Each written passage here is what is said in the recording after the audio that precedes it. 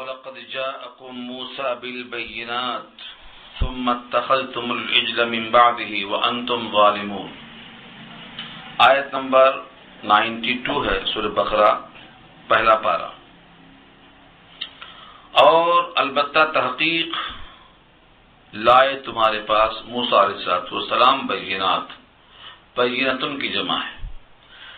بینات سے مراد صریح معجزے لائے، بہت سے معجزات لا کر دکھائے۔ اس کے باوجود پوری قوم نے بچڑے کو معبود بنا لیا اور آنے کا انتظار نہیں کیا۔ ثم اتخذتم العجل، پھر تم نے بنا لیا بچڑے کو، من بعدہ، ان کے گئے بعد، ان کے گئے پیچھے، وانتم ظالمون، اور تم ظالم تھے اس وقت جب تم نے بچڑے کو بطور معبود کے مقرر کر لیا۔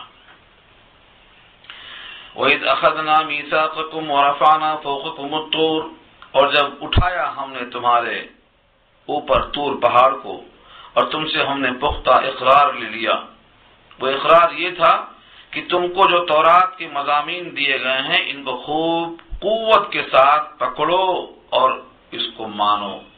خذوا ما آتیناکم، پکڑ لو جو کچھ تم کو ہم نے دیا ہے، بقوت، پوری طاقت کے ساتھ، واسمعوا، اور سنو۔ قالوا سمعنا وعصینا، تو بولنے لگے ہم نے سنا اور نہ مانا۔ سمعنا مانے سنا ہم نے، وعصینا، اور ہم نے نافرمانی کیا۔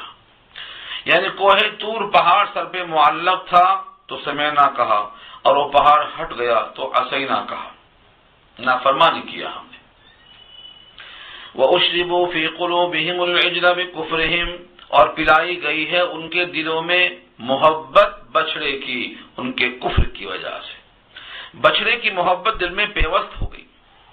قل، آپ کہہ دیجئے، بئس ما یأمرکم بہ ایمانکم، بہت بری ہے وہ بات جو تم کو تمہارا ایمان سکھاتا ہے، ان کنتم مؤمنین، اگر تم مومن ہو۔ مومن ہو کر بھی تم بچڑے کی پرستش کرتے ہو، اگر تمہارا ایمان تم کو یہ سکھاتا ہے تو بہت بری بات سکھاتا ہے، کیونکہ صاحب ایمان تو اللہ کی پرستش کرتا ہے، نہ کہ بچڑے کی۔ یہودیوں کا عقیدہ تھا جنت میں ہم صرف جائیں گے اور کوئی نہیں جائے گا، ان کی تردید کی اللہ نے۔ قل، آپ کہہ دیجئے، ان کانت لکم الدار الآخرۃ خالصۃ، قل ان کانت لکم الدار الآخرۃ عند اللہ خالصۃ، کہہ دو اگر ہے تمہارے لیے دار آخرت اللہ کے پاس تنے تنہا، صرف تمہارے لیے، من دون الناس، لوگوں کو چھوڑ کر، تو دنیا کی مشقت کیوں جھیل رہے ہو؟ فتمنوا الموت، مرنے کی آرزو کر لو، ان کنتم صادقین، اگر تم سچے ہو۔ فرمایا نبی صلی اللہ علیہ وسلم نے کہ اگر تمنائے موت کر لیتے تو ان کی موت فوراً آ جاتی، لیکن یہ ہرگز تمنائے موت نہیں کریں گے، اس لیے کہ ان کو اندر سے خوب معلوم ہے کہ ہم نے کوئی اچھا کام نہیں کیا ہے، ہم مرتے ہی پکڑے جائیں گے۔ چنانچہ وَلَن يَتَمَنَّوْهُ میں لفظ لن سے اللہ نے ارشاد فرمایا، لن ہرگز نہیں تمنا کریں گے، لن کا ترجمہ یہ، اور ہرگز آرزو نہ کریں گے موت کی۔ وَلَن يَتَمَنَّوْهُ أَبَدًا، ابدا مانے کبھی بھی تمنائے موت نہ کریں گے، کیوں؟ بما قدمت ایدیہم، جو ان کے ہاتھوں نے آگے بھیجا ہے گناہ، اس خوف سے کبھی تمنائے موت نہیں کریں گے۔ واللہ علیم بالظالمین، اور اللہ جانتے ہیں ظلم کرنے والوں کو، گناہگاروں کو خوب جانتے ہیں۔ تمنائے موت تو کیا کرتے ہیں، الٹا دنیا کی حیات پر حریص ہیں، جب تک جییں یہیں کا عیش کرنا چاہتے ہیں۔ وَلَتَجِدَنَّهُمْ، البتہ آپ ضرور ان کو پائیں گے، احرص الناس علی حیات، دنیا کی حیات پر لوگوں میں سب سے زیادہ حریص انہی یہودیوں کو پائیں گے۔ وَمِنَ الَّذِينَ أَشْرَكُوا، اور ان لوگوں سے جنہوں نے شرک کیا ہے، مشرکوں سے بھی زیادہ یہ حریص ہے۔ یود احدہم، ان میں سے ایک آدمی چاہتا ہے، دل سے تمنا رکھتا ہے، لو یعمر الف سنہ، الف ہزار، سنہ سال، یعمر تاش کی یہ عمر دیا جاتا ہے، ایک ہزار سال۔ ایک ہزار سال کیوں جینا چاہتے ہیں؟ کیونکہ ان کو معلوم ہے گناہ زیادہ ہے، مرتے ہی پکڑے جائیں گے، اس لیے تمنائے موت تو کیا کرتے، لوگوں میں سب سے حریص ہیں، مشرکین سے بھی زیادہ حریص ہیں۔ وما هو بمزحزحه من العذاب ان يعمر، حالانکہ وہ عذاب سے بچنے والے نہیں ہیں عمر دیے جانے سے۔ اس قدر جینے سے 1000 سال بھی جئیں گے تب بھی مرنے کے بعد عذاب سے بچنے والے نہیں ہیں۔ اللہ بصیر بما یعملون، اللہ دیکھتے ہیں جو وہ کر رہے ہیں۔ یہودیوں کا حضرت جبریل سے اندر سے تناؤ تھا، جبریل کو پسند نہیں کرتے تھے۔ جبریل نے لا کر قرآن دیا ہے، جبریل نے قرآن کریم میں یہودیوں کے اوپر لعنت اور غضب کی آیتیں نازل کی ہیں۔ یہودیوں سے بہت سی وجوہات کی بنیاد پر وہ عناد رکھتے تھے۔ جواب دیا ہے رب کریم نے، قل آپ کہہ دیجئے، من کان عدوا لجبریل، جو دشمن ہوگا جبریل کا، فإنه نزله على قلبك بإذن الله، تو بے شک جبریل تو وہ ہیں جنہوں نے اتارا ہے یہ کلام آپ کے دل پر اللہ کے حکم سے۔ وہ کلام مصدقا لما بین یدیہ، تصدیق کرنے والا ہے ان تمام باتوں کی جو ان کے ہاتھوں کے درمیان مراد سامنے ہیں، تورات کی، انجیل کی، زبور کی، سب کی تصدیق کرتا ہے۔ وہ ہدن اور راہ دکھاتا ہے، وہ بشرا اور بشارت دیتا ہے للمؤمنین، ایمان والوں کو۔ اس لیے اس قرآن کریم کو اتارنا، یہ جو عمل جبریل کا ہے، یہ خدا کے حکم سے ہے۔ اب سنو، جو دشمن ہوگا جبریل کا، اس کو کس کس سے لڑنا پڑے گا؟ من کان عدوا للہ وملائکتہ ورسلہ وجبریل ومیکال فإن اللہ عدو للکافرین، جو شخص کے دشمن ہوا اللہ کا، اس کے فرشتوں کا، اس کے رسولوں کا، اور خصوصاً جبریل کا اور میکائیل کا، تو بے شک اللہ دشمن ہے کافروں کی۔ جو ان کے ساتھ دشمنی کرے گا وہ گویا اللہ سے دشمنی کرتا ہے، کیونکہ یہ سب وہی کرتے ہیں جو اللہ کا حکم ہوتا ہے۔ ان سے دشمنی کرنا در حقیقت اللہ سے دشمنی کا اظہار کرنا ہے۔ وَلَقَدْ أَنزَلْنَا إِلَيْكَ آيَاتٍ بَيِّنَاتٍ، اور تحقیق ہم نے اتارا ہے آپ کی طرف واضح نشانیاں، واضح آیتیں، روشن آیتیں۔ وَمَا يَكْفُرُ بِهَا إِلَّا الْفَاسِقُونَ، اور انکار نہ کریں گے ان کا مگر وہی جو نافرمان ہے۔ نافرمانی اور فسق ان کو ابھاتی ہے ناشکری کرنے پر۔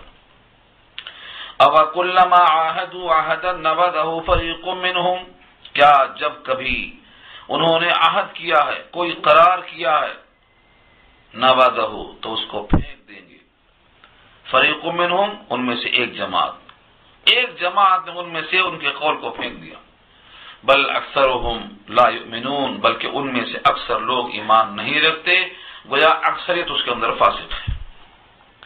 وَلَمَّا جَاءَهُمْ رَسُولٌ مِّنْ عِنْدِ اللَّهِ، اور جب آئی ان کے پاس کوئی کتاب یا کوئی اللہ کا رسول ان کے پاس آیا، جبکہ وہ رسول بھی مصدق لما معهم، جو ان کے پاس کتاب ہے ان کی تصدیق کرنے والا ہے۔ کوئی نبی سابقہ کتاب کی تکذیب نہیں کرتا بلکہ تصدیق کرتا ہے، تو مصدقون یہاں صفت ہے رسول کی۔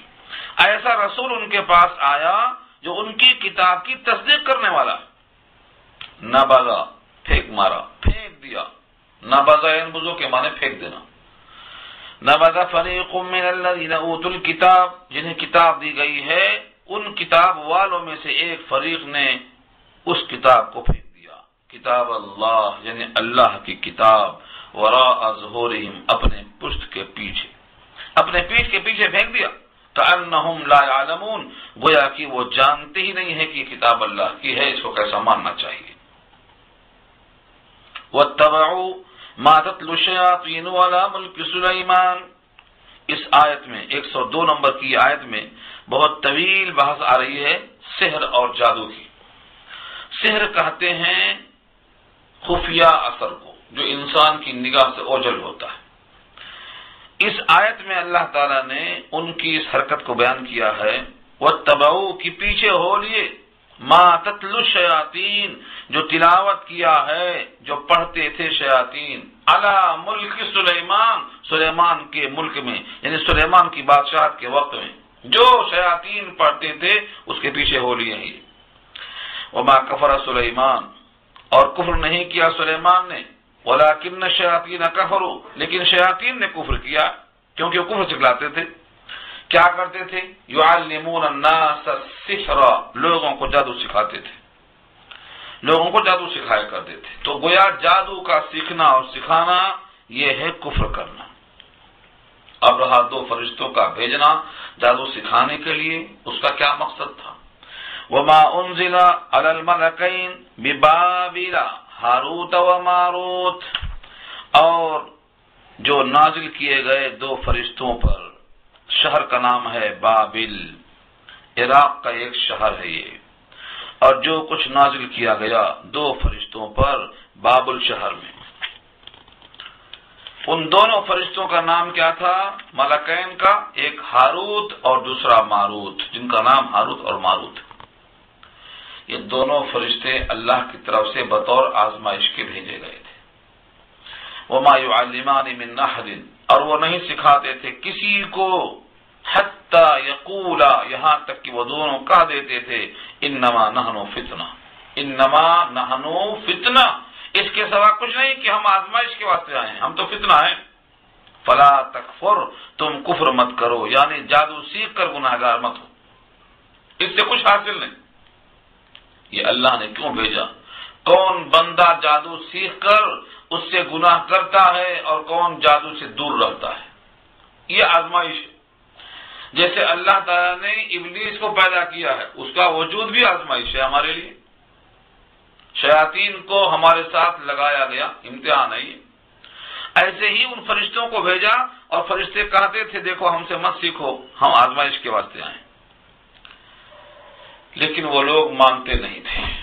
ان کو تو خواہش تھی کہ ہم یہ فن سیکھیں گے اور اس سے اپنی خواہشیں پوری کریں گے۔ فَيَتَعَلَّمُونَ مِنْهُمَا، پھر سیکھتے تھے ان دونوں فرشتوں سے، ما، ایسا فن، ایسا جادو، یفرقون به بین المرء وزوجہ، جس سے تفریق کرتے تھے، جدائی ڈالتے تھے مرد میں اور اس کی عورت میں۔ گویا جادو سے اتنا طاقت اور اتنا اثر ہوتا ہے کہ میاں بیوی کے درمیان تفریق ہو جائے، لیکن اس سے کوئی گھبرا جائے گا کہ جادو سب کچھ ہو سکتا ہے، اللہ نے نفی کر دیا آگے، وما هم بضارین به من احد الا باذن اللہ۔ یہ آیت کا ٹکڑا بہت اہم ہے۔ حالانکہ وہ نہیں ہے نقصان پہنچانے والے اس جادو کے ذریعے سے، من احد، کسی کو، الا باذن اللہ، مگر اللہ کے حکم سے۔ جب تک اللہ کا حکم نہ ہو کسی کا جادو کسی پر اثر نہیں کرے گا۔ جادو میں فی نفس ہی یہ اثرات ہیں۔ ایک طبقہ ہے اہل قرآن جو جادو کے وجود کا منکر ہے، حالانکہ جادو کا وجود ہے اور اس پر بہت سی آیتیں موجود ہیں۔ وَيَتَعَلَّمُونَ مَا يَضُرُّهُمْ وَلَا يَنفَعُهُمْ، اور سیکھتے ہیں وہ چیز جو نقصان کرے ان کا اور فائدہ نہ کرے۔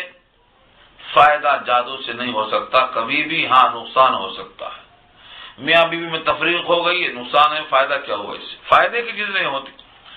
ما یضرهم، جو ان کو نقصان کرے وہ تو سیکھتے ہیں، ولا ينفعهم، ان کو نفع نہیں دے سکتا۔ وَلَقَدْ عَلِمُوا لَمَنِ اشْتَرَاهُ مَا لَهُ فِي الْآخِرَةِ مِنْ خَلَاقٍ، البتہ خوب جانتے ہیں وہ لوگ، خوب جان چکے ہیں، لَمَنِ اشْتَرَاهُ، کہ جس نے اختیار کیا ہے جادو کو، یعنی اس کو حاصل کیا ہے، مَا لَهُ فِي الْآخِرَةِ مِنْ خَلَاقٍ، تو آخرت میں اس کا کوئی حصہ نہیں۔ جادو سیکھنے والا اس جادو کی وجہ سے غلط کام میں پڑ کر اپنے ایمان کو کھو دیتا ہے، اس لیے آخرت میں اس کا حصہ نہیں رہتا۔ وَلَبِئْسَ مَا شَرَوْا بِهِ أَنفُسَهُمْ، البتہ بہت بری ہے وہ چیز جس کو انہوں نے خریدا ہے اپنے جان کے بدلے میں، بہت ہی بری چیز ہے جس کے بدلے بیچا انہوں نے اپنے آپ کو۔ لَوْ كَانُوا يَعْلَمُونَ، کاش کہ یہ بات ان کو سمجھ میں آ جاتی۔ وَلَوْ أَنَّهُمْ آمَنُوا وَاتَّقَوْا، اور اگر بے شک وہ لوگ ایمان لے آتے اور تقوی اختیار کر لیتے، لَمَثُوبَةٌ مِّنْ عِندِ اللَّهِ خَيْرٌ، تو بدلہ پاتے اللہ کے پاس سے بہتر۔ لَوْ كَانُوا يَعْلَمُونَ، کاش کہ ان کو یہ بات سمجھ میں آ جاتی اور اس کو وہ جان لیتے تو ہرگز یہ غلطی نہ کرتے۔ کہ اگر وہ یہودی ایمان لے آتے اور تقوی اختیار کر لیتے تو جو تقوی اختیار کرنے پر بدلہ اللہ کے پاس سے ملتا وہ بہتر ہوتا، کاش کہ وہ بات جان لیتے۔ یہودیوں کی بہت سی شرارتوں کا ذکر اوپر آ چکا ہے، ان کے اخلاق کی گراوٹ کا بھی حال قرآن بیان کرتا ہے۔ ایک لفظ ہے راعنا، رے الف عین نون الف، رائنا۔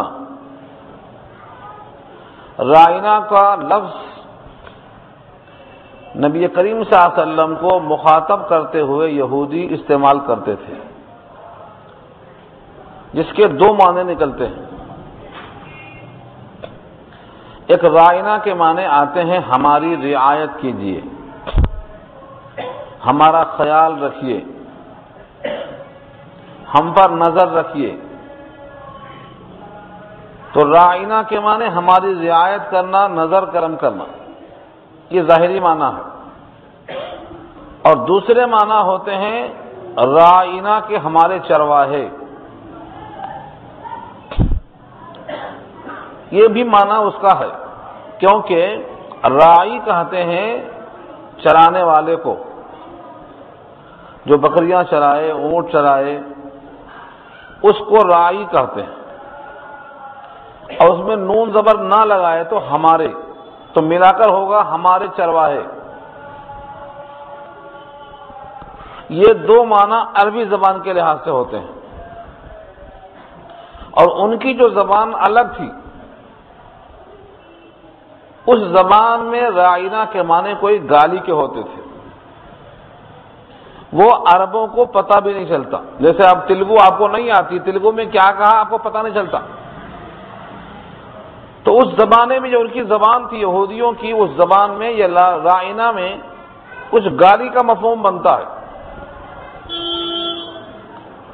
ایسے لفظ کو بول کر نبی کی محفل میں خوش ہوتے تھے کہ پہلے ہم تنہا مذاق اڑاتے تھے، اب ہم کو دیکھا دیکھی کمزور مسلمان بھی نبی کو رائنا کہہ کر مخاطب کرتے ہیں، گویا ہمارے ساتھ مذاق میں یہ بھی شریک ہو گئے۔ اس طرح سے وہ خوش ہوتے تھے۔ اب تک تو ہم اکیلے ہی کرتے تھے استہزاء، اب ہمارے ساتھ مسلمانوں کا ایک گروہ بھی شامل ہو گیا، یہ کہہ کر اندر اندر خوش ہوتے تھے۔ اللہ تعالیٰ نے ایمان والوں کو خطاب کر کے لفظ رائنا کے استعمال سے روک دیا، کہا یہ رائنا کا لفظ استعمال ہی مت کرو۔ یا ایھا الذین آمنوا، اے وہ لوگ جو ایمان لے آئے ہو، لا تقولوا، مت کہو، رائنا یعنی رائنا مت کہو۔ لا تقولوا کا مفعول رائنا ہے، رائنا کا لفظ مت کہو۔ پھر اس کے بدلے میں کیا کہا جائے، اس کا بدل کیا ہے؟ فرمایا وقولوا، اور کہو، انظرنا، ہم پر نگاہ کرم ڈالیے، واسمعوا، اور ہماری بات کو سن لیجئے۔ یعنی جو جملے بالکل واضح ہیں ایسے جملے استعمال کرو، انظرنا کہو، واسمعوا کہو۔ جس جملے میں دوسرے معنی کا احتمال ہے ایسے لفظ کا استعمال ہی کیوں کرو؟ یہاں سے فقہاء نے کئی مسائل کا استنباط اس طرح کیا ہے کہ جس لفظ میں مشابہ ہو، جس لفظ میں شبہ ہو، جس لفظ میں کسی اور چیز کے معنی کا احتمال ہو، جس میں کسی کی دل شکنی ہو، جس میں کسی کو دھوکہ ہو سکتا ہو، ایسے لفظوں کے استعمال سے بچنا چاہیے۔ خاص طور سے مذہبی معاملات میں کسی نے کہا یہ دعا پڑھ لو، اور آپ نے شروع کر دیا پڑھنا اس کے بولنے سے، اور اس میں پورے الفاظ شرک کے بھرے ہوئے ہیں، تو گناہگار تو وہ بھی ہوگا لیکن آپ بھی تو ہو رہے ہیں۔ تو خاص طور سے ایسے الفاظ جس میں شائبہ شرک ہو، یا شائبہ خطا ہو، یا گناہ کا امکان ہو، ایسے لفظ کو استعمال کرنے سے اللہ نے یہاں روکا ہے۔ لہذا ایسے لفظ کا استعمال کرنا چاہیے جو بالکل بے غبار ہو، صاف ستھرا لفظ ہو، خاص طور سے اللہ و رسول کے معاملے میں، تاکہ گستاخی رسول کا ارتکاب نہ ہو، تاکہ عقیدہ خراب نہ ہو، تاکہ کسی طریقے سے بد اخلاقی کا الزام نہ ہو۔ ایسے لفظوں کا استعمال کرنا چاہیے جو بالکل صاف ستھرے ہوں۔ یہ اس آیت کا ظاہری مطلب ہے۔ تو پہلی بات ظاہر کرنا ہے کہ یہودی اتنے شریر ہوتے ہیں کہ ایسے بد اخلاقی کا مظاہرہ کرتے ہیں، اور مومن کو ایسے لفظوں سے اجتناب کرنا چاہیے۔ وَلِلْكَافِرِينَ عَذَابٌ علیم، اور کافروں کے لیے المناک عذاب ہے۔ یعنی یہاں کافروں کا ذکر نہیں ہے، لیکن کافرین کے لیے عذاب ہے۔ المناک کیوں کہا؟ یعنی جو نبی کے ساتھ ایسے بد اخلاقی کا مظاہرہ کرے گا، اس کے ایمان کے چلے جانے میں اب شبہ کی گنجائش کہاں ہے؟ جس کے دل میں نبی کی عظمت کے بجائے نبی سے مذاق کرنے کا سوچ رہا ہو، وہ ایمان والا کیسے ہو سکتا ہے؟ یعنی ظاہر کر دیا بد اخلاقی اللہ و رسول کے ساتھ، استہزاء اور تمسخر اللہ و رسول کے ساتھ، یہ کفر ہے، ایمان کے سلب ہونے کا ذریعہ ہے۔ اس لیے فرمایا وَلِلْكَافِرِينَ عَذَابٌ علیم، اور کافروں کے لیے المناک عذاب ہے۔ یہ تو ہوا بد اخلاقی کا مظاہرہ۔ دوسرا ان کا عقیدہ کیا تھا؟ اگلی آیت میں کہ ان کے دل میں یہ تمنا تھی کہ مسلمانوں پر کوئی اچھی چیز اللہ کی طرف سے نہ نازل ہو، کوئی ایسے احکامات نازل نہ ہو، اللہ کی طرف سے کوئی صحیح رہنمائی نہ ملے ان کو، یہ ایسے ہی دبے ہوئے، کچلے ہوئے، سامے ہوئے بیکار پڑے رہے۔ آپ کو نبی صلی اللہ علیہ وسلم کے مدنی دور کا مطالعہ کرنا پڑے گا۔ جب مدینہ تشریف لے گئے تو وہاں سب سے زیادہ پڑھے لکھے لوگ یہودی ہی تھے۔ مسلمانوں کی تعداد جو تھی وہ بغیر پڑھے لکھے لوگوں کی تھی، دنیاوی علوم سے بالکل نابلد تھے۔ پورے کے پورے مدینے میں اگر کوئی پڑھا لکھا تھا تو وہ یہودی ہی تھے۔ اس لیے ان یہودیوں کا خیال یہ تھا کہ ہمارا جو اختصاص ہے، ہم پورا علمی طور پر تفوق اور برتری رکھتے ہیں، یہ اعلی حال ہی باقی رہے۔ اس علم کے میدان میں یہ مسلمان ہمارے ساتھ کھڑے ہونا بہت دور کی بات ہے، ہمارے ساتھ چلنے کی بھی امید نہ رکھنا، بلکہ ان پر اللہ کی طرف سے کوئی رہنمائی، کوئی ہدایات نازل نہ ہو، ان کو یہ بات پسند نہیں تھی۔ اگلی آیت کا مضمون یہی ہے، الفاظ دیکھیں۔ ما يود الذين كفروا من اهل الكتاب ولا المشركين، ما يود نہیں چاہتے تھے، ود یود کے معنی دل سے چاہنا، دل سے تمنا رکھنا، آرزو رکھنا، خالی اوپر سے چاہنے کے واسطے لفظ ودا نہیں آتا، ودا آتا ہے جب دل سے خواہش ہو، چنانچہ اسی سے بنا ہے ودود۔ ودود کے معنی جو دل سے چاہے۔ اللہ کے ناموں میں سے ایک لفظ ہے الودود، وہو الغفور الودود، سورہ بروج میں آیا ہے۔ اللہ کے اس نام میں محبت کا جذبہ ابھارنے کے الفاظ ہیں۔ بعض مفسرین لکھتے ہیں اگر کسی کو کسی سے محبت میں ناکامی ہو، شوہر بیوی کو نہ چاہتا ہو، تو یا ودود کا ورد کرے، محبت پیدا ہوگی، یہ اس کے نام کا اثر ہے۔ تو ود یا ودو کے معنی آتے ہیں دل سے چاہنا۔ ترجمہ کیا شارح نے، ذرا بھی پسند نہیں ہے کافروں کو، ذرا بھی پسند نہیں ہے کافروں کو۔ کیسے کافر؟ کافروں کی دو شکلیں، من اہل الکتاب ایک، ود المشرکین دو، یعنی وہ کافر چاہے اہل کتاب میں سے ہوں اور چاہے وہ کافر مشرکین مکہ میں سے ہوں، ان دونوں میں ذرا برابر یہ بات پسند نہیں تھی ان ينزل علیکم کہ تم پر نازل ہو من خیرن کوئی بھلائی کی بات، من ربکم تمہارے رب کی طرف سے، رب کی طرف سے ان کو تو ملتا جائے مگر تم کو کچھ نہ ملے۔ یعنی ہر نبی بنی اسحاق میں سے ہوتا آیا ہے، اب بنی اسماعیل میں سے کوئی نبی کیسے آیا؟ ان کو یہ بات پسند نہیں تھی۔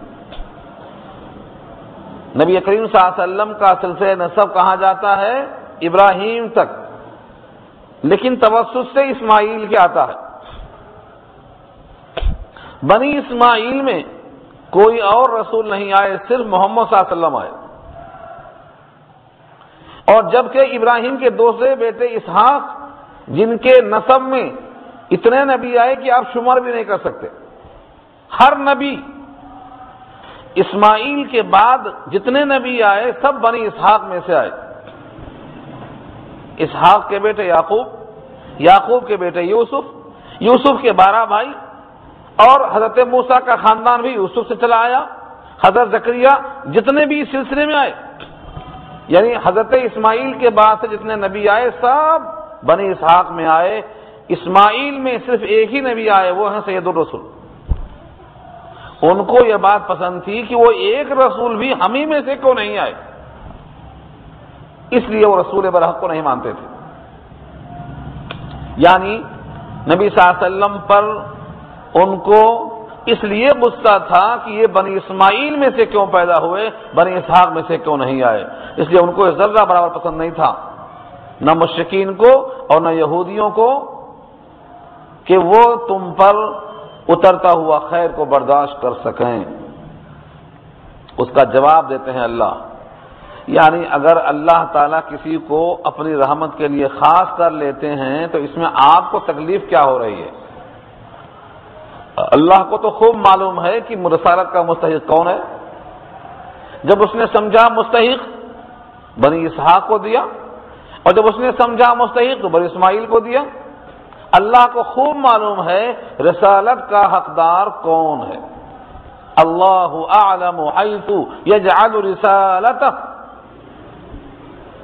8واں پارہ کی یہ آیت واضح کرتی ہے اللہ کو خوب معلوم ہے کہ رسالت کو کس دل میں رکھا جائے۔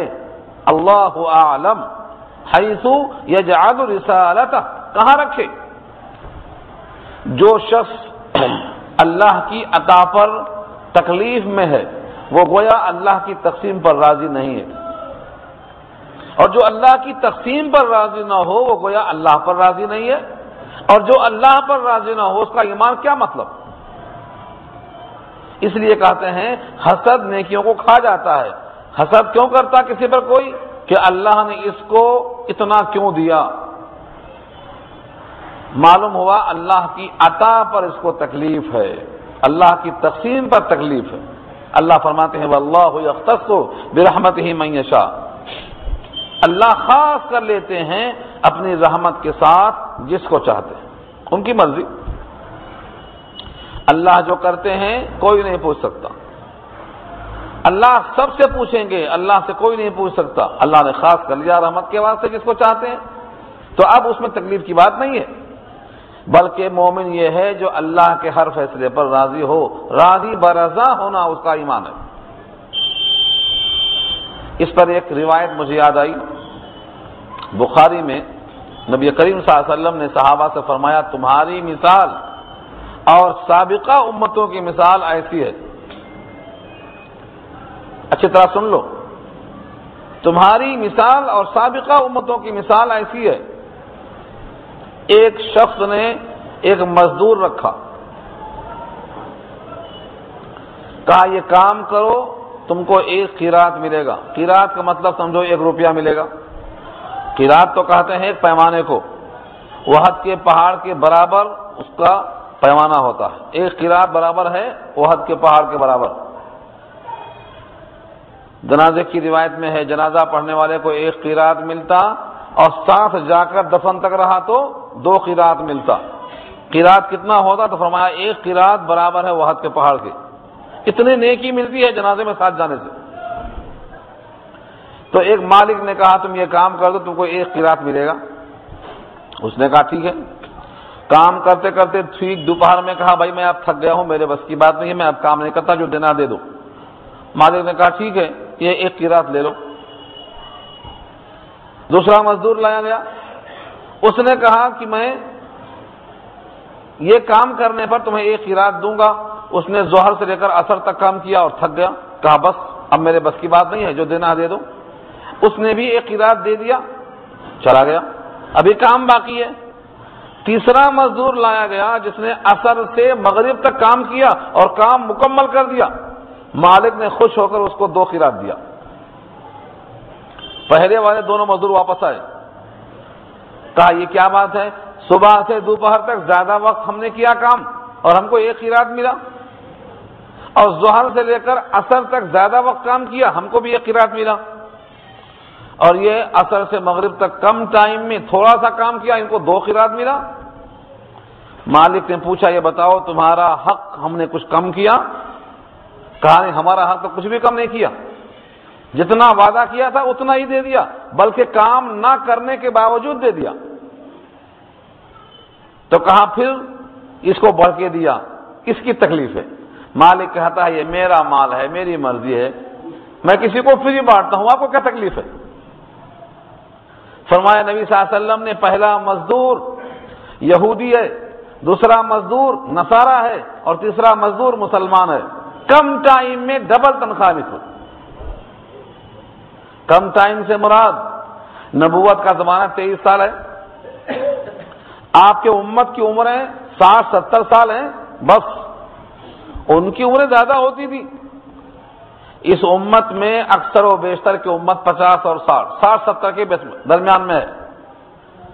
صرف ایک خوش نصیب گزرے ہیں، سلمان الفارسی، جن کی 350 برس کی تھی۔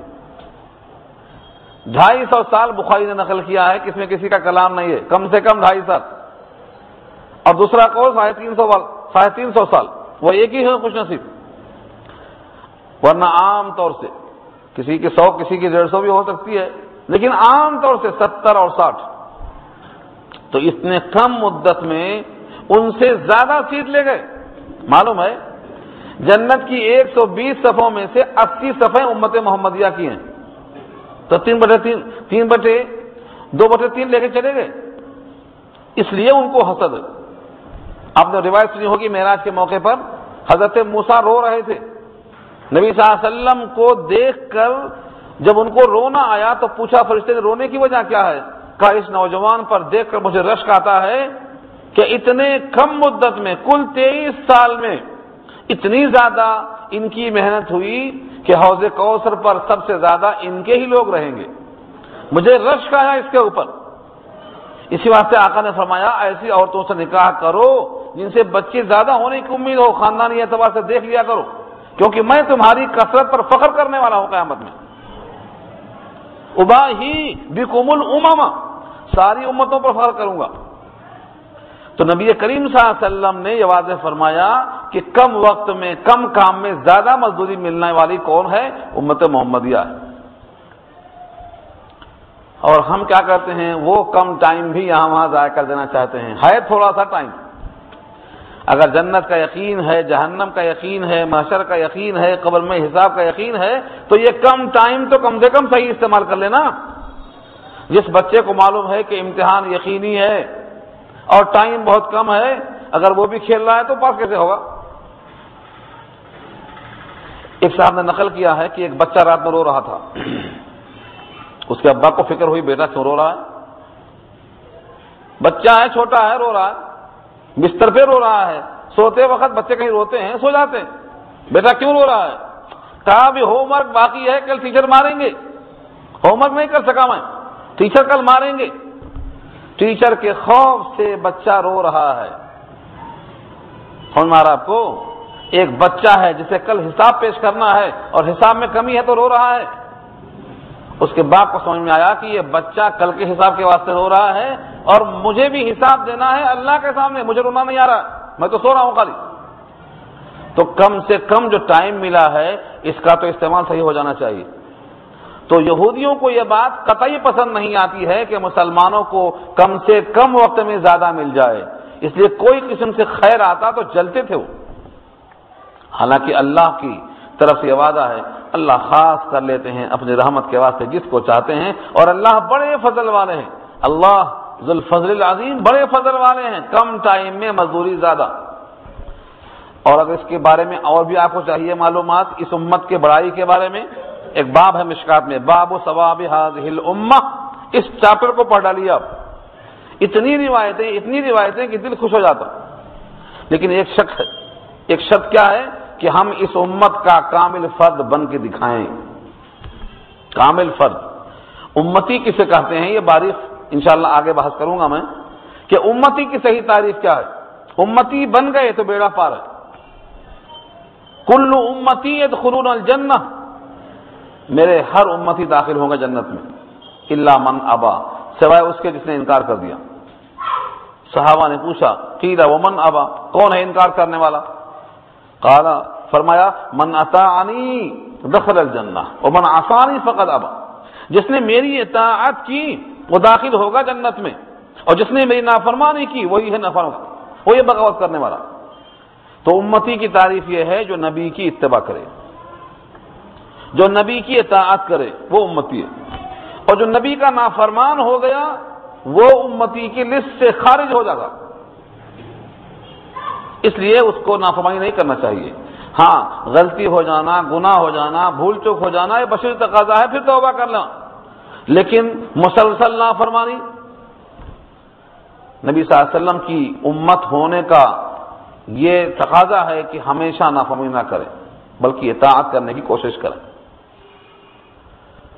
سورہ والقدر کی تفسیر میں گئے بغیر بولتا ہوں، سورہ والقدر کا شان نزول بھی یہی ہے کہ ان کی عمریں 1000 سال ہوتی تھیں، اس امت کی 70 سال ہے، مقابلہ کیسے ہوگا؟ اللہ نے سورہ قدر نازل کر کے بتایا نہیں، ان کی 1000 سال کی عبادت تم کو میں ایک شب میں دینے کو تیار ہوں، وہ شب قدر ہے۔ اس کا پس منظر پڑھ لینا، یہی ہے اس کا پس منظر، کم ٹائم میں زیادہ کمانا، یہ اس امت کا خاصہ ہے۔ اس لیے یہودی چاہتے نہیں تھے اس چیز کو، اللہ خاص کرتے ہیں اپنے رحمت کے واسطے جس کو چاہتے ہیں، اللہ بڑے فضل والے۔ اس بڑے فضل کا تقاضا ہے کہ اس نوکر کو جس کی عمر ہی کم ہے اور جو اپنے محبوب کی طرف منسوب ہے، اس محبوبیت کا تقاضا یہ ہے کہ کم سے کم کام پر بڑھ کے مزدوری دی جائے، وہ 2 قرات دیا اللہ نے۔ اس حدیث کو سنا کر امام اعظم ابو حنیفہ نے کئی مسائل کا استدلال کیا ہے، مگر ابھی ہم نئے ہیں یہاں، مسائل میں جائیں گے تو الجھن پیدا ہوگی۔ بہت سے لوگ ہیں جن کو شکایت ہوگی، یعنی چھیڑ دیا تو سنی لو، عصر سے لے کر ظہر تک کا وقت زیادہ ہونا چاہیے، عصر سے لے کر مغرب تک کا وقت کم ہونا چاہیے نسبتاً اس وقت کے، یعنی ظہر عصر کے بیچ کا جو وقت ہے وہ زیادہ ہونا چاہیے بمقابلہ اس وقت کے جو عصر اور مغرب کے بیچ میں ہے۔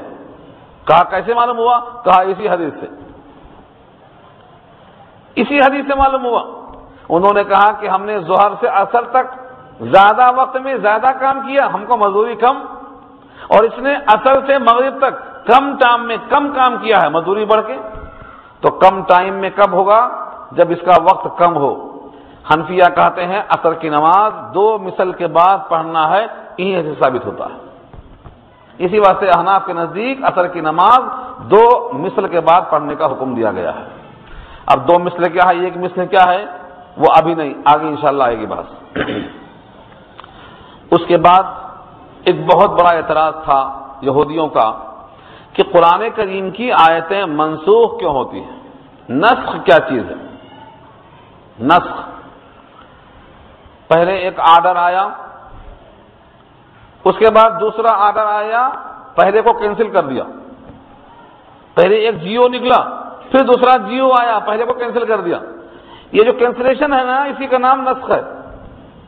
اب دنیا والے کہتے ہیں کہ کیا اللہ کو پہلے سے نہیں معلوم تھا؟ پہلے ایسی آیت دیا، ایسا حکم دیا، ایسا آرڈر دیا، بعد میں اس کا الٹا دوسرا حکم دے دیا، کیا اللہ کو پہلے سے خبر نہیں تھی؟ کیوں ایسا کیا؟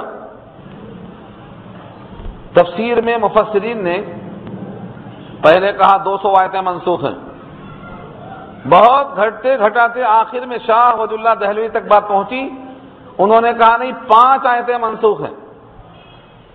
علامہ سیوطی نے کہا 20 آیتیں منسوخ ہیں، مختلف لوگوں نے۔ اب ناسخ اور منسوخ کیا چیز ہے؟ اس آیت سے یہ آیت منسوخ ہے، پہلے یہ حکم تھا اب یہ حکم آیا۔ مثال کے طور پر 7ویں پارے میں، 5ویں پارے میں، کئی پاروں میں وہ آیتیں ہیں، میں ایک نمونہ دے دوں تاکہ آپ کو اندازہ ہو جائے۔ قرآن کریم میں اللہ کا حکم یہ ہے کہ جب ہم کبھی کوئی آیت منسوخ کرتے ہیں یا بھلا دیتے ہیں ذہنوں سے تو اس سے بہتر آیت لاتے ہیں دوسری، یا اس جیسی دوسری آیت لاتے ہیں کم سے کم۔ حکم تھا جو عورتیں بے حیائی کا ارتکاب کریں تو ان کو گھروں میں قید کر دو یہاں تک کہ وہ مر جائیں، ان کو گھروں میں قید کر دو، فامسکوہن فی البیوت حتی یتوفاہن الموت، یہ آیت ہے۔ جو عورتیں تم میں بے حیائی کا ارتکاب کریں ان کے لیے سزا کیا تھی؟ گھروں میں قید کر دو۔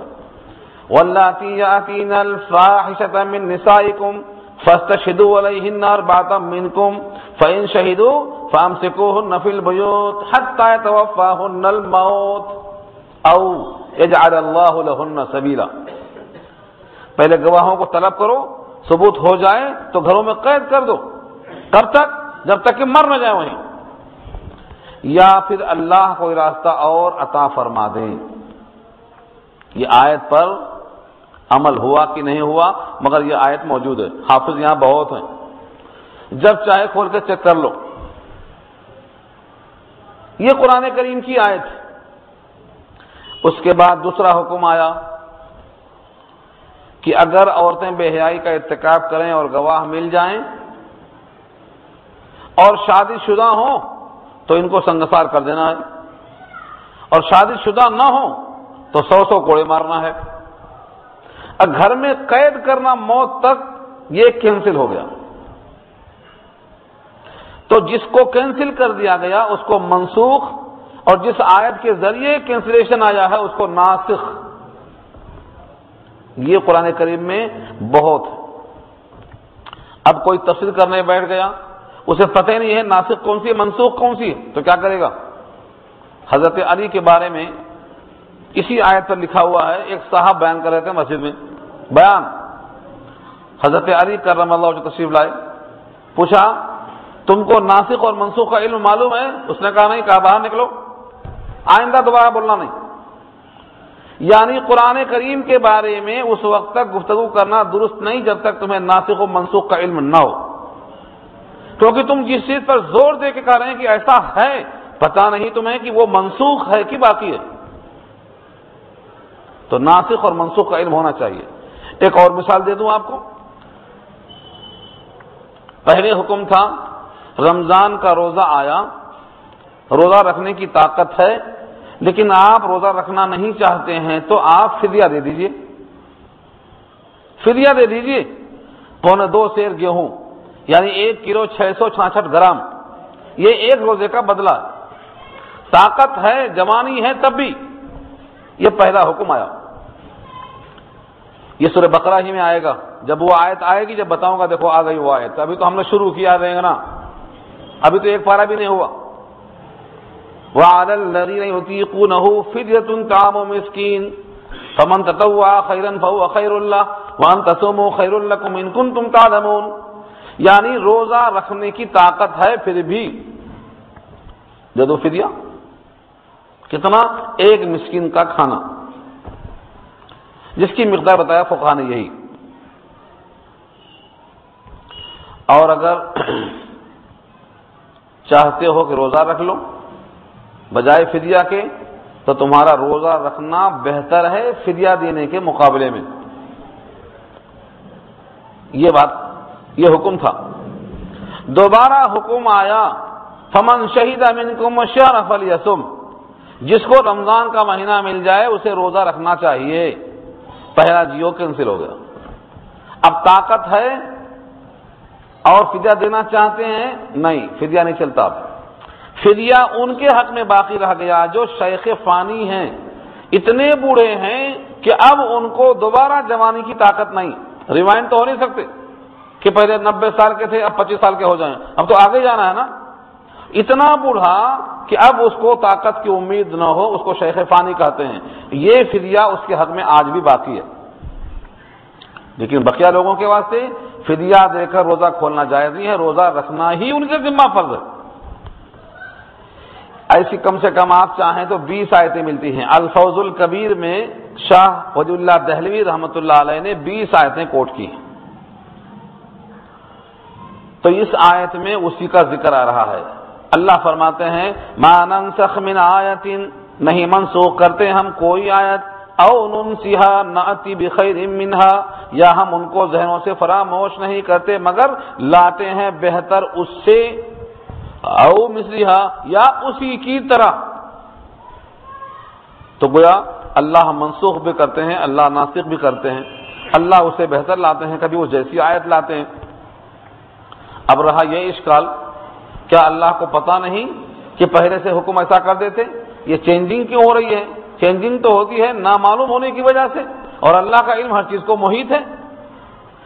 اس کی ایک مثال دیا ہے کہ منسوخ کی 3 شکلیں ہیں، لیکن تینوں شکلوں کو عوام سے کوئی تعلق نہیں ہے۔ اس کی ایک شکل بتاتا ہوں جو عام سمجھ میں آتی ہے۔ ایک حکیم صاحب کے پاس گئے آپ، حکیم صاحب کو معلوم ہے کہ یہ مریض کو 1 مہینہ دوا کھلانا پڑتا، لیکن شروع کے 10 دن یہ دوا ہے اور اتنی مقدار ہے، اس کے بعد کے 10 دن میں دوسری دوا ہے، اس کی اتنی مقدار ہے، اور اس کے بعد کے 10 دن میں یہ دوا ہے اور اتنی مقدار ہے۔ لیکن ڈاکٹر صاحب اگر پہلے ہی دن بول دیں بیٹھو دوا 3 قسم کی کھانا ہے، اتنے چمچے یہ اتنے چمچے یہ، تو کہے گا یہ کیا الجھن ڈال دیا۔ تو حکیم صاحب کیا کرتے ہیں، 10 دن کی دوا دے کے بولتے ہیں یہ کھاؤ۔ ان کو معلوم ہے کہ 10 دن کے بعد میں یہ چینجنگ ہونے والی ہے، دوا بدلے گی، یہ فرق پڑنے والا ہے، لیکن ابھی ان کو ظاہر نہیں کرتے۔ اب وہ آتا ہے 10 دن کے بعد تو کہتے ہیں اس کو بدل دو، یہ کھاؤ۔ حکیم صاحب کے علم میں تھا، مگر مریض کی حالت اس بات کا تقاضا کرتی تھی کہ سارے مسائل ابھی ان کو مت دے دو، تدریجاً ان کی سہولت کے لیے پہلے یہ گولیاں 10 دن، پھر یہ گولیاں 10 دن۔ یہ تبدیلی کا علم پہلے سے تھا حکیم کو، لیکن مریض کی سہولت کی خاطر ایسا کیا گیا۔ اب مثال دے دوں، اللہ کو پہلے سے معلوم تھا کہ شراب بند کرنا ہے، فیصلہ تھا اللہ کا، لیکن مکے والوں کو شراب ایسا مزہ لگا ہوا تھا کہ ایک بارگی وہ بریک مارنے کے لائق نہیں تھے۔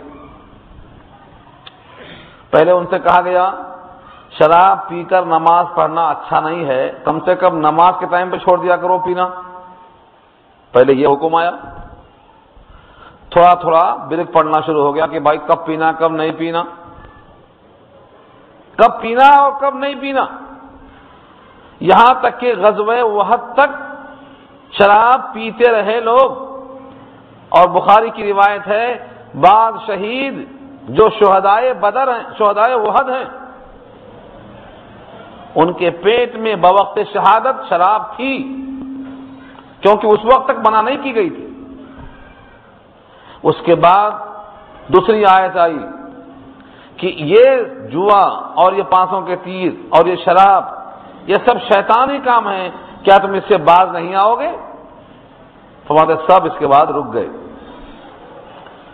اور بھی آیتیں ہیں، اب میں ادھر جاؤں گا تو یہاں بات رک جاتی۔ 3 اسٹیپ میں شراب کو بند کیا اللہ نے، 3 طریقے پر، تو کوئی بھی کام ایک دم نافذ نہیں کیا۔ پردہ سن 5 ہجری کے بعد آیا، سود کی حرمت مدینہ میں جانے کے بعد آئی، مکے کے 13 سال میں کوئی حکم دیا گیا نہیں اللہ نے، صرف آخرت، توحید رسالت پورے مکہ کے 13 سال۔ کیوں؟ کیونکہ جب تک یہ پختہ نہ ہو جائیں اپنے ایمان میں یہ حکم مانیں گے کیسا؟ جاننا اور ہے، ماننا اور ہے۔ آج کتنے مسلمان ہیں جو جانتے ہیں کہ نماز پڑھنا فرض ہے لیکن ماننے والے 20% نہیں ہیں۔ تو مکے کے جو مسلمان تھے ان کو اللہ کے نبی نے ایسا بنایا کہ جو جانیں وہ مانیں، جو حکم آئے وہ کریں۔ اس لیے 13 سال تک صرف ان کا ایمان، ان کی فکر آخرت ان پر اتنا زور دیا۔ اس لیے ساری مکی آیتوں میں ٹٹول کر دیکھیں گے تو آپ کو توحید رسالت آخرت یہی ملے گا 3 مضمون۔ اور جب کوئی توحید رسالت آخرت مان لے تو اس کے لیے نماز پڑھنا آسان ہے، جھوٹ بولنا مشکل ہے، غیبت کرنا مشکل ہے، کیونکہ اس کو حساب دینے کی فکر لگ گئی۔ پوری مکی آیتوں میں توحید رسالت آخرت، اور مدنی آیتوں میں احکامات شروع ہوئے۔ اس لیے منسوخ ہونا اللہ کے علم کی نفی نہیں کرتا، بلکہ ہمارے احوال، ہمارے حالات۔ قرآن کریم میں ایک جگہ پر سوال کیا تھا کافروں نے کہ یہ پورا قرآن ایک بارگی کیوں نہیں آیا، تورات کی طرح، زبور کی طرح، انجیل کی طرح؟ اللہ نے کہا اسی لیے تاکہ آپ کا دل مضبوط ہو جائے، آپ اس کے خوگر ہو جائیں، آپ اس کے عادی بن جائیں۔ تو قرآن کریم کی آیتیں منسوخ ہیں. اس منسوخ ہونے میں بندوں پر شفقت ہے، اللہ کے علم کی کمی کا اظہار ہرگز نہیں ہے، کیونکہ اللہ کا علم ہر چیز کو محیط ہے. وَكَانَ اللَّهُ بِكُلِّ شَيْءٍ مُحِيطًا وَقَدْ أَحَاطَ بِكُلِّ شَيْءٍ عِلْمًا. اللہ نے ہر چیز کو احاطے میں رکھا ہے اپنے علم کے لحاظ سے، صرف بندوں کی شفقت کے واسطے منسوخ کیا ہے. تو قرآن کریم کی آیتیں بھی منسوخ ہیں اور ناسخ بھی ہیں. اب کتنی آیتیں منسوخ ہیں، کتنی آیتیں ناسخ ہیں، اس کے لیے آپ کو اگر پڑھنا ہی شوق ہے تو جلالین کی شرح کمالین دیکھ لیجئے، اکٹھا مل جائے گی لسٹ، آپ کو اکٹھا مل جائے گی. اس آیت سے یہ آیت منسوخ ہے، اس آیت سے یہ آیت منسوخ ہے. ان تمام کو اکٹھا کرنا ہے تو آپ وہاں فہرست دیکھ سکتے ہیں. تو اس آیت میں جب نسخ اور منسوخ کا ذکر آیا تو یہودیوں نے اشکال کیا کہ یہ کیا طریقہ ہے، پہلے ایک حکم پھر دوسرا حکم.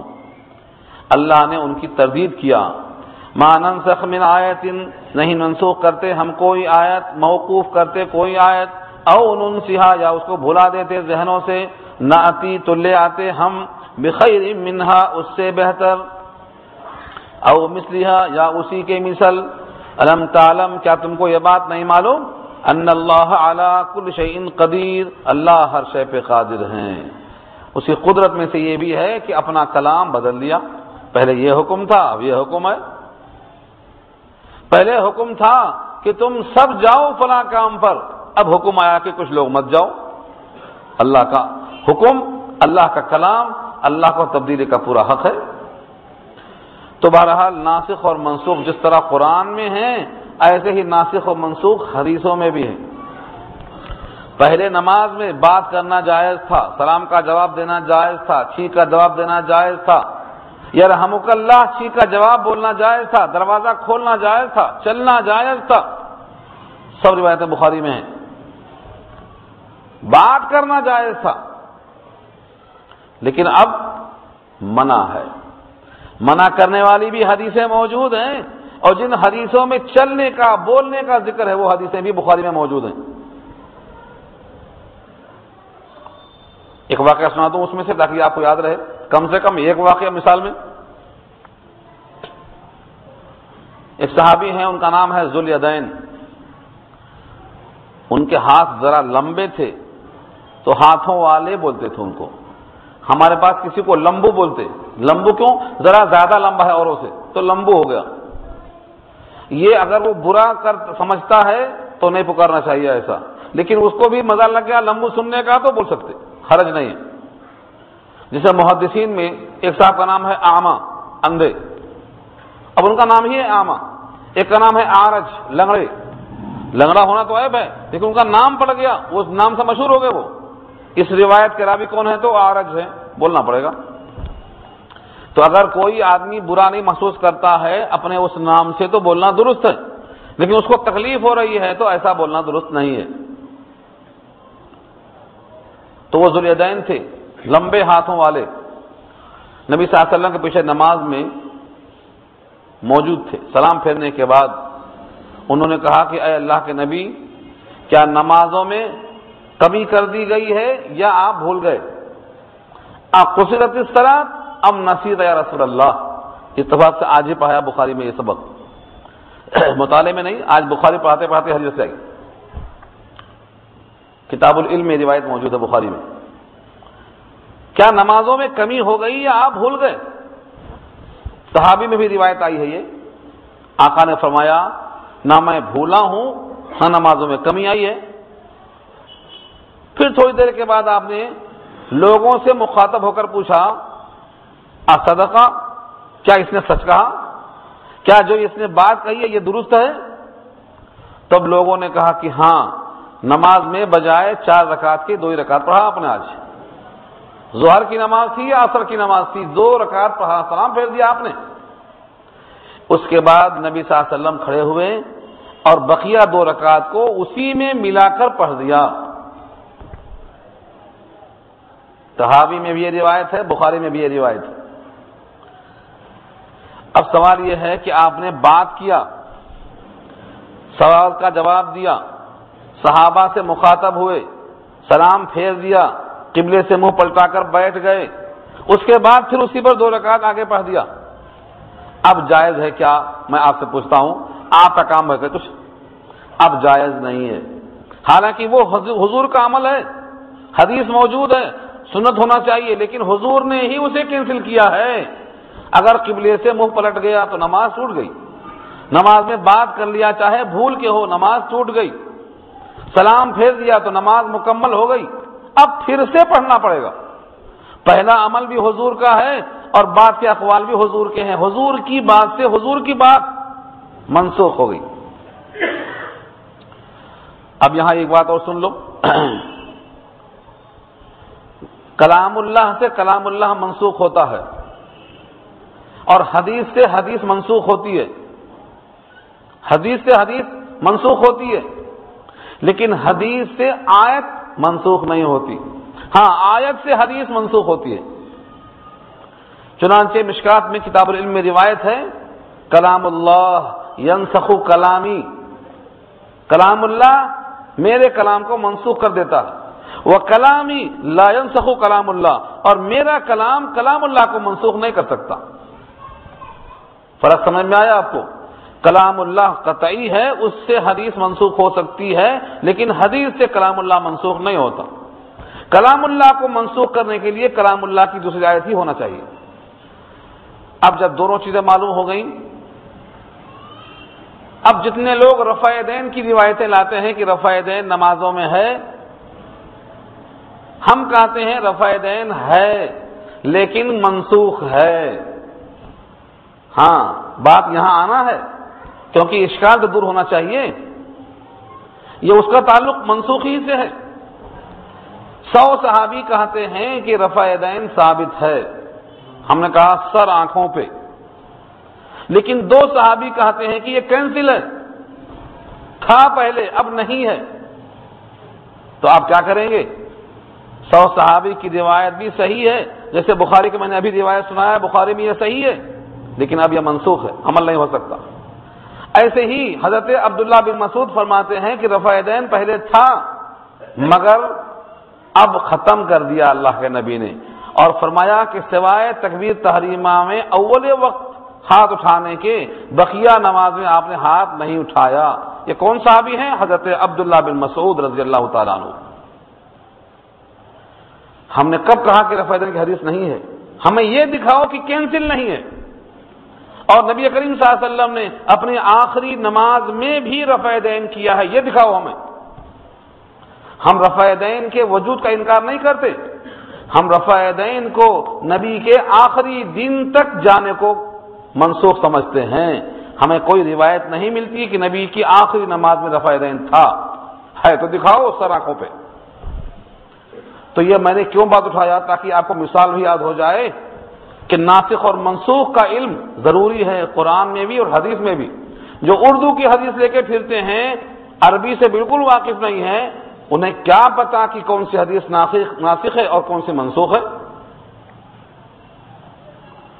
اب مثالیں دیا میں اگر حدیثوں میں اور آیتوں میں تو بے شمار حدیثیں میرے سامنے ہیں، لیکن ہمارا موضوع بدل جائے گا۔ آج کا عنوان کیا ہو جائے گا؟ ناسخ اور منسوخ ہو جائے گا۔ ہم آیت سے آگے چلتے ہیں۔ مزید کلام چاہیے تو آپ شخصی ملاقات کیجئے اس کے لیے۔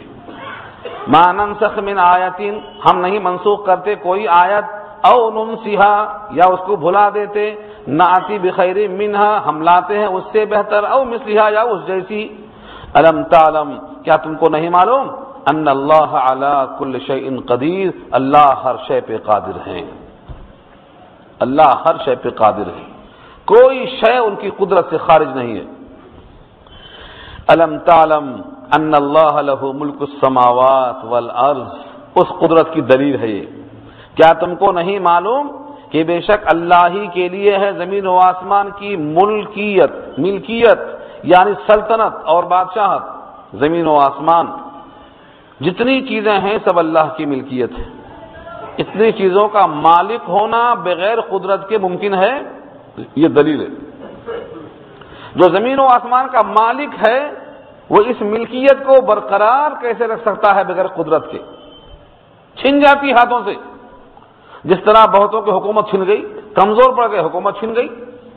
لیکن یہ حکومت زمین و آسمان کی اللہ کے پاس ہے اور رہے گی، بلکہ وہاں تک چھیننا تو کجا کسی کا تخیل بھی نہیں پہنچتا۔ جس دن سے سورج کو پیدا کیا ہے آج تک اس سورج کو ایک لمحے کے لیے کسی نے مؤخر کرنے کی ضرورت نہیں کی، نہ کوئی کر سکتا ہے۔ تو اس کے قدرت کی دلیل ہے یہ، زمین و آسمان میں سلطنت اللہ کی ہے، اگر وہ طاقتور نہ ہوتا، قادر نہ ہوتا تو اب تک کوئی چھین لیتا اور بولتا آج بارش نہیں ہوگی اور آج چاند نہیں نکلے گا۔ لیکن اللہ کی قدرت ہے، جس دن سے پیدا کیا آج تک اس نظام میں کوئی خلل نہیں ڈال سکا۔ وَمَا لَكُم مِّن دُونِ اللَّهِ مِن وَلِيٍّ وَلَا نَصِيرٍ، اور نہیں ہے تمہارے لیے کوئی ولی اور کوئی نصیر اللہ کے مقابلے میں۔ حق تعالیٰ کے سوا تمہارا کوئی ولی، تمہارا کوئی مددگار نہیں ہے۔ بار بار سنو، وَمَا لَكُمْ، اور نہیں ہے تمہارے لیے، مِن دُونِ اللَّهِ، اللہ کے علاوہ سے، من ولی، کوئی مددگار، ولا نصیر، کوئی نصرت کرنے والا۔ یعنی اگر اللہ تم سے ناراض ہو جائیں، اللہ اپنی قدرت سے تم کو ضرر پہنچائیں تو کوئی اسے روک نہیں سکتا، اور اللہ اپنی قدرت سے تم کو خیر پہنچائیں تو کوئی اسے ٹال نہیں سکتا۔ یہ ہے اللہ کی قدرت۔ اللہ کے مقابلے میں آ کر تمہارا کوئی ولی بن جائے، تمہارا کوئی نصیر بن جائے، یہ ہو ہی نہیں سکتا۔ چنانچہ اللہ فرماتے ہیں سورہ حج کے اندر، وَمَن يُهِنِ اللَّهُ فَمَا لَهُ مِن مُكْرِمٍ إِنَّ اللَّهَ يَفْعَلُ مَا يَشَاءُ، جس کو اللہ توہین پر لے آئیں، وَمَن يُهِنِ اللَّهُ، جس کی توہین اللہ کریں، فَمَا لَهُ مِن مُكْرِمٍ، اس کا کوئی اکرام کرنے والا نہیں۔ إِنَّ اللَّهَ يَفْعَلُ مَا يَشَاءُ، وہ جو چاہتے ہیں کرتے ہیں۔ تو اکرام انہی کی مرضی سے ہوگا، توہین انہی کی مرضی سے ہوگی، وہ ہر شے پہ قادر ہیں۔ تو اللہ کے مقابلے میں کسی ولی کی اور کسی مددگار کی اور کسی نصرت کرنے والے کی حاجت بھی نہیں ہے، اور اگر آپ کسی کو لائیں گے بھی تو اللہ کے مقابل کوئی مدد نہیں کر سکے گا۔ اس پر قرآن کریم کی کئی آیتیں ہیں۔ سورہ یونس پارہ 11 آیت نمبر 107 اللہ واضح فرماتے ہیں، وَإِن يَمْسَسْكَ اللَّهُ بِضُرٍّ فَلَا كَاشِفَ لَهُ إِلَّا هُوَ، اگر اللہ تعالی کسی کو نقصان پہنچانا چاہیں تو اس کو دور کرنے والا کوئی نہیں مگر وہی۔ سورہ یونس پارہ 11 آیت نمبر 107۔ اور اگر وہ اپنا فضل پہنچانا چاہیں، خیر دینا چاہیں، تو اس کے خیر کو لوٹانے والا اور کوئی نہیں۔ اور یہ مضمون اللہ نے اور کئی مقام پہ پیش کیا ہے۔ اس کے بعد صحابہ کرام کو ایک تنبیہ آئی ہے، وہ کیا؟ نبی کریم صلی اللہ علیہ وسلم سے بار بار سوال کرنے میں آپ کو تکلیف ہو رہی تھی۔ لوگ سمجھتے ہیں سوال کرنے میں تکلیف نہیں ہوتی۔ زیادہ سوال کرنے سے منع کیا، ہاں سوال معقول ہو، موقع اور محل ہو، مناسب وقت ہو تو سوال کرنے سے علم بڑھتا ہے، اور اگر جواب دینے والا تھکا ہوا ہو، جواب دینے والا غضبناک بیٹھا ہوا ہو تو آپ کو جواب صحیح نہیں ملے گا، بلکہ آپ کو جواب میں ایک قسم کا خلجان اور اشکال اور الجھن پیدا ہو جائے گی۔ اس لیے سوال کرنے کا وقت دیکھ کر سوال کرنے کا حکم دیا ہے۔ جب یہ آیت نازل ہوئی کہ تم سوالات کیا ایسا کرنا چاہتے ہو جیسا موسیٰ سے ان کی قوم نے سوال کیا تھا، گائے کیسی ہونا، ابھی آئے نا پیچھے، گائے کا رنگ کیا ہونا، اس کی عمر کیا ہونا، کیا جیسا انہوں نے سوال کیا تھا موسیٰ سے تم سوال ایسا کرنا چاہتے ہو؟ ایک حکم آیا، عمل کرو۔ ام تريدون ان تسألوا رسولکم، کیا تم چاہتے ہو کہ سوال کرو اپنے رسول سے، کما سئل موسیٰ، جیسا موسیٰ سوال کیے گئے، من قبل، اس سے پہلے۔ ان کو سوال کر کر کے اپنے لیے مسائل کو پیدا کر لیا تھا انہوں نے، کیا تم سوالات ایسے کرنا چاہتے ہو؟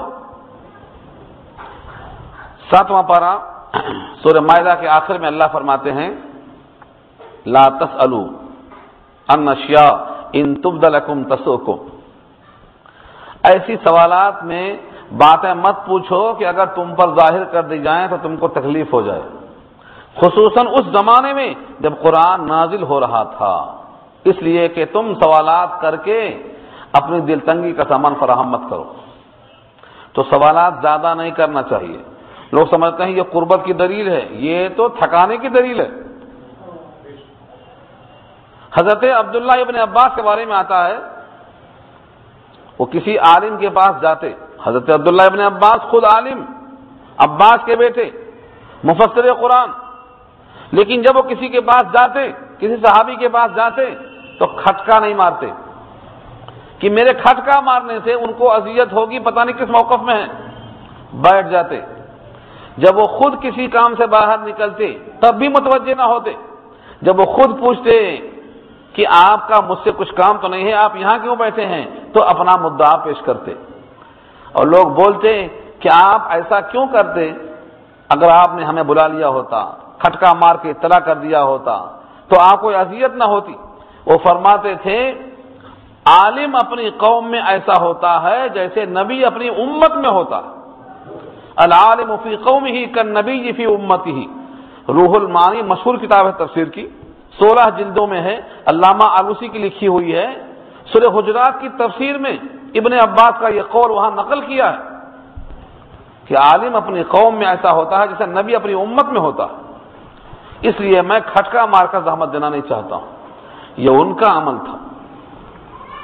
چنانچہ سورہ حجرات کی کئی آیتیں ہیں کہ نبی صلی اللہ علیہ وسلم جب خود نکلیں اور خود مخاطب ہوں تب ان سے کہو اپنی بات کو، گھر کے باہر سے پکارنے والے بے عقل ہیں، باہر سے پکارنے والے بے عقل ہیں۔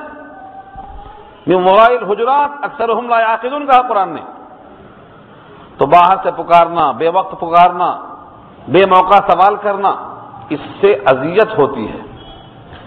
اور بھی امام بخاری نے باب قائم کیا ہے، اگر امام کو یعنی محدث کو غصہ ہے، غصے کے موقع پر سوال کرنا چاہیے یا رکنا چاہیے ٹھنڈا ہونے تک، باقاعدہ اس نے باب قائم کیا ہے۔ تو خیر یہاں روکا گیا ہے سوالات کرنے سے، جیسے موسیٰ سوال کیے گئے بار بار، تم ایسے سوالات مت کرو۔ وَمَن يَتَبَدَّلِ الْكُفْرَ بِالْإِيمَانِ، اور جو کفر کو لے گا ایمان کے بدلے، یعنی ایمان والا ایسا نہیں کرتا کہ نبیوں کو تکلیف پہنچائے، نبیوں کو تکلیف پہنچانا در حقیقت ایمان کو دے کر کفر کو حاصل کرنے کے برابر ہے، یہ مطلب نکلتا ہے اس کا۔ فقد ضل سواء السبیل، تحقیق کی وہ بھٹک گیا، سیدھے راستے سے چلا گیا۔ آخری آیت اس رکوع کی میں عرض کر دیتا ہوں۔ اس مضمون میں تھوڑا طوالت ہے۔ وَدَّ كَثِيرٌ مِّنْ أَهْلِ الْكِتَابِ لَوْ يَرُدُّونَكُمْ مِنْ بَعْدِ إِيمَانِكُمْ كُفَّارًا حَسَدًا مِّنْ عِنْدِ أَنفُسِهِمْ، اس آیت میں تھوڑا طویل کلام ہے۔ وَدَّ كَثِيرٌ مِّنْ أَهْلِ الْكِتَابِ، اہل کتاب میں سے بہت سے لوگ دل سے خواہش کرتے ہیں کاش تم کو واپس بھیج دیں کافر بنا کر تمہارے ایمان لا چکنے کے بعد، حسد کرتے ہوئے من عند انفسہم، اپنے دلوں میں، بعد اس کے کہ ان کے واسطے حق ظاہر ہو چکا ہے، لہذا ان کو معاف کرو، درگزر کرو یہاں تک کہ اللہ کا حکم آ جائے، اللہ ہر شے پہ قادر ہے۔ اس آیت پر بحث انشاءاللہ میں آئندہ ہفتہ کروں۔